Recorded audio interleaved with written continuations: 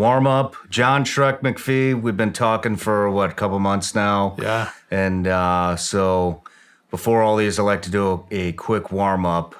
Okay. Everybody's fascinated to know what you're carrying, what you do for home defense. What do you want to talk about? You want to talk EDC or home defense?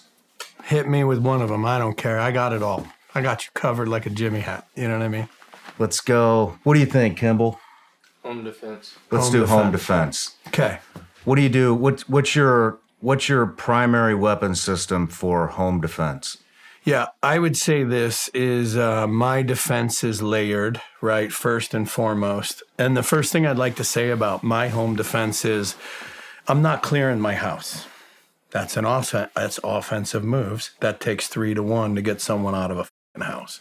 This is a deep defense. I strong point, right? So I could be at a strong point with a broom and up anyone who comes in my house. You know what I mean? It's about owning the terrain, not about the weapon. Now, what do I carry? Generally, I keep, like anybody, I keep a pistol next to the bed that I can grab immediately. And that would be my primary, right? And from there, I'm only going to advance or retreat. If I retreat to where the rifle is. Interesting. And what is the handgun? Normally my EDC gun's a G48. Okay. The little Glock. What is the 48? Is that a 38? Yeah, it's the one that's big enough to fit all your fingers long enough, right? And then it holds Glock 10 rounds. Well, you can buy a 15-round mag. So basically it's like a single stack G19. But it's a 38. No, it's 9 mil. Oh, it is 9 mil. 9 mil. Okay. Yeah. Right on. 9 mil. I'm a 9 mil guy. So I get a question. If you're going to strong point, do you have family members living with you? Mm-hmm. Yes, I've had kids. Yes. Let's talk about this. Ask me. Okay, perfect. Where do your kids sleep in relation to you? So when you get to a strong point, which is normally on a single floor house, the master bedroom door will be a strong point. From there, generally, you could see the whole house, right? Now, kids' bedrooms are going to be one way, right? Garage is going to be another, vice versa. The layout's the layout. Here's what I would tell you is always leave your kids in their room at night. Tell them not to come out of their room at night. Because what happens is, and I've seen this in Iraq millions of times, kids get up in breaches, shit like that. They hear a noise. They run out to check what the it is, right? And they're in the middle of the gunfight. Mm-hmm. So first and foremost, as parents, I would tell people, leave your kids in their rooms. And I'm telling you, as your kids get older and teenagers, they'll lock themselves in a room. You'll never see them. It's great for my home defense. So having said that, right, from the strong point, know where they sleep, know how tall they are, shoot on an upward angle. Okay. Well, I got a question. This is a range fan. That's all we're doing is setting a range fan. And we know where we can shoot and can't shoot ahead of time, just like you do a hostage target. So what about somebody like myself? I've got a toddler, 2.5-year-old, and a 6-month-old. And I cannot see the house from the master bedroom. What does somebody do in that situation? So first, can you make it to your first strong point? If yes, make it to there, assess the situation. Generally, when I make it to my strong point is I keep it dark, no lights. I do exterior lighting, so everything from where I am is backlit. So you're anywhere you stand, right? Especially if I get to my dark spot. And then I would tell you, have that next point that you move to. I'm not clearing the house. I'm not chasing people down. I'm not getting close. I move to point B. And that's secure your kids. Perfect. Make sense? It does. Now, you make it to point A and shit's on, you go backwards to a point B, you drag them with you, you take them into the deep water, and then you rifle them all down in your bedroom. Because then when the story comes out, they broke in this door and they were shot deep in the bedroom. Clear intent. You know what I mean? I call that bringing people into the deep water. Good point. I've not thought of that. That's slick. What about medical? What kind of medical stuff do you keep on hand? Everything. Everything. If you got a house, you should have some good meds. And I'm not just talking tourniquets, right? Like there's a lot of shit happens that people get hurt that doesn't require a tourniquet, sprained ankles. So I would say keep a lot of shit on hand. And if you've been medically trained, have an aid bag, keep it up to date. I got one with me right now. I could solve a problem. Have medical shit on hand. Also with medical shit goes pills, man.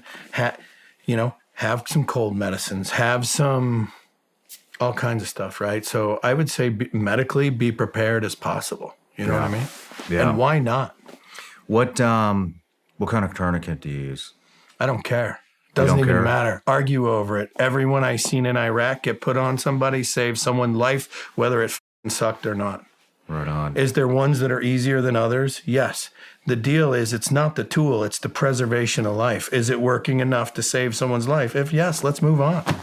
Well, I got one for you. I got a little present for you. Yeah. So I think it's over. Yeah, here it is. Tourniquet segue? Here we go. Yeah, man. I didn't even see that coming. This is be great if I could get it out of this thing. But so have you heard of Snake Staff Systems by chance? No. I think it's like, don't quote me on this. I think it's like 60% smaller than the regular cat tourniquets. Yeah. But the interesting thing, and they don't really market this. Dom Razzo kind of got me on these guys, and what I like about what they market is these fit kids. So a lot of those, the ones that we were using back in the day, go so small. Yeah, they only get so small, and these you can cinch all the way down, and it fits on toddlers, fits on dogs, pets. But Snake Staff Systems.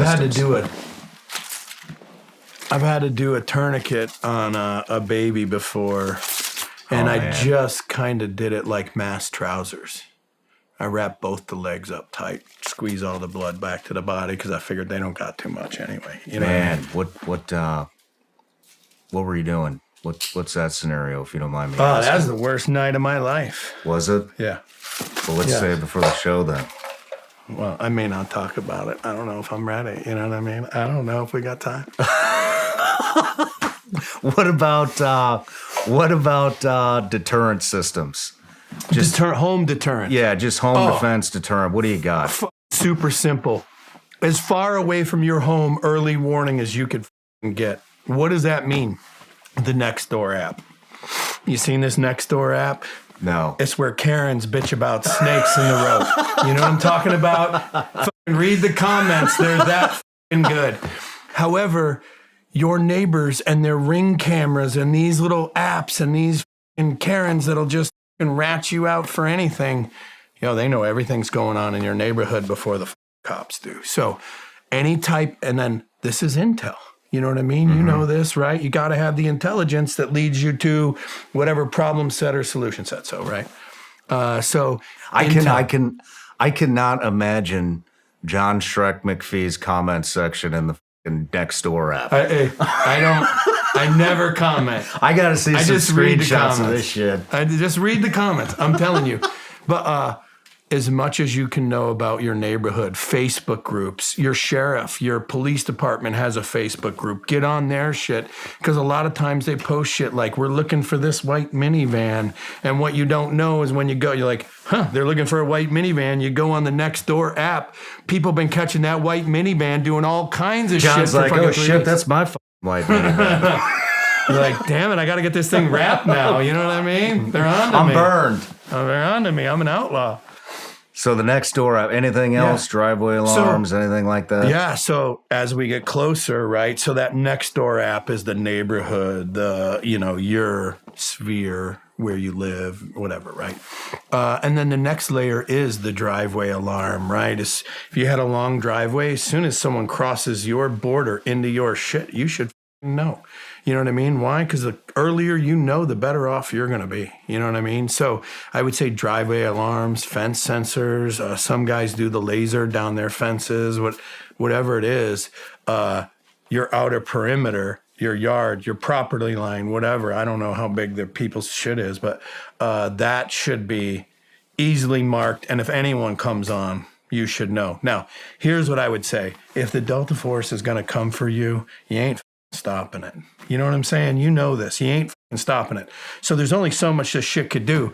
But someone's high on meth and trying to come kick in your front door or something. Yo, I knew that guy was coming 30 seconds before he got here.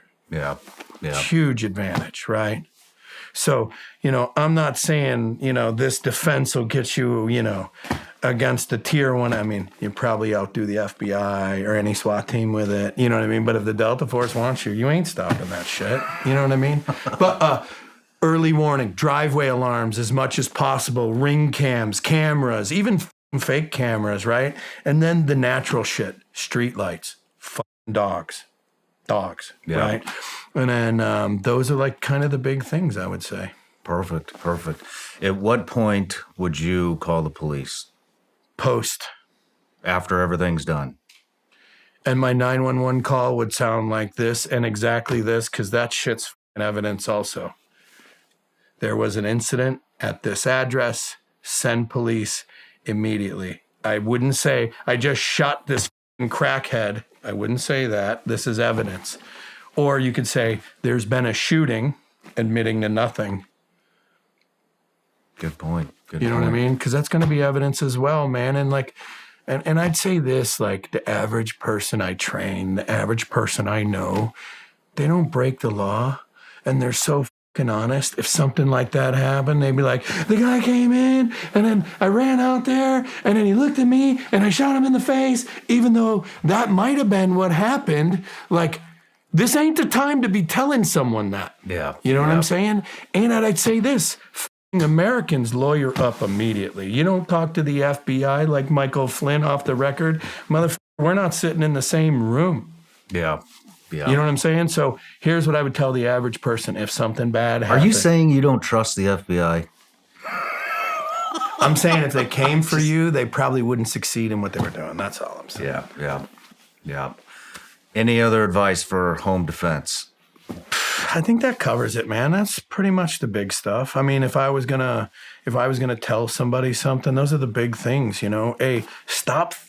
The biggest thing I see is people think they have to clear the house. That's offensive moves. This is a defense. You could be smarter and do this alone. I mean, you've done training before, Sims training. One guy's holding everyone down and he's just giggling back there like, you guys. And he's holding everyone back for a minute. You know what I mean? Why aren't you doing that in your house? Why isn't that more talked about? Good point. So your house is a defense. This is a defensive position. And think about like Vietnam, you're digging into the hill. You're going to have a forward position where if we had to advance to hold people off, and you're going to have a backup where this shit's fucked everyone back up. You know what I mean? Yeah. So you're going to have these fighting positions, and people talk about defense all the time, but it never really applies to home defense, and I don't know why. Probably because it's not cool. It don't look good on Instagram, you know what I mean? But it is effective. Yeah. Well, John, thank you for the advice. And, you're welcome. Let's get ready for the go. interview. No matter where you're watching Sean Ryan Show from, if you get anything out of this, please like, comment, subscribe, and most importantly, share this everywhere you possibly can. And if you're feeling extra generous, please leave us a review on Apple and Spotify podcasts.